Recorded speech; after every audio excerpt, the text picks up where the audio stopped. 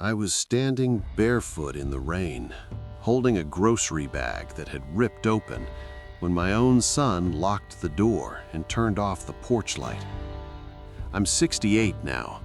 Back then, I was 66, still waking up early out of habit, even after retirement. Every morning, I made the same weak coffee, fed the stray cat that slept near the fence, and waited for my son to text me something simple like, "You awake?" He was my only child. After his mother passed, it was just the two of us for a long time. I helped him with his first apartment, co-signed a loan I probably shouldn't have, and watched his kids on weekends when he said work was killing him. Sundays were routine. I brought bread from the same bakery, parked in the same spot, rang the bell twice because the first one never worked. Trust wasn't something I thought about. It was just there, like breathing. The first strange moment was small, almost nothing. One evening, when I arrived a bit earlier than usual, the door didn't open right away. I could hear voices inside, then silence, and the sound of a lock turning twice. When my son finally opened the door, he smiled, but it didn't reach his eyes. Another time, my jacket was missing from the chair where I always left it. He said his wife had moved it. She avoided looking at me. Little comments followed. "You don't need to come every week. The kids are busy. You should call before showing up." I laughed them off. I told myself families change, people get tired. Still, I started choosing my words more carefully. I began feeling like a guest, and I couldn't understand when that happened. It didn't stop there. Visits became shorter. Conversations felt thinner, like something had been scraped away. I noticed the kids stopped hugging me. They looked at their parents before answering me, like they needed permission. Once, during dinner, my son corrected me in front of everyone about a story I'd told for years. He said I remembered it wrong.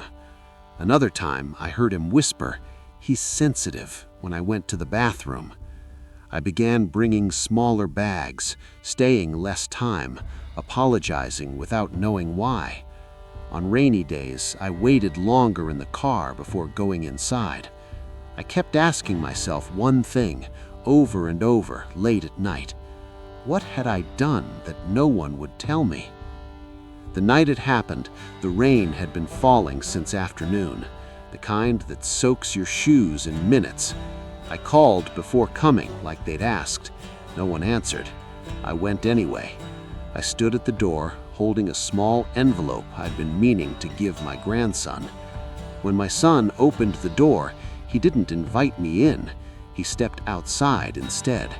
His voice was low, tired. He said this wasn't a good time. I could see the lights on behind him, hear the TV. I asked if I could wait inside until the rain slowed. He looked past me, not at me. Then he closed the door. The lock clicked, and something in my chest went quiet. I stood there longer than I want to admit.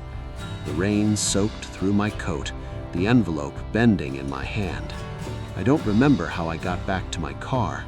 What I remember is the next morning. My phone rang early. It was his wife's sister, someone I barely spoke to. Her voice was tense. She asked if I was still changing things.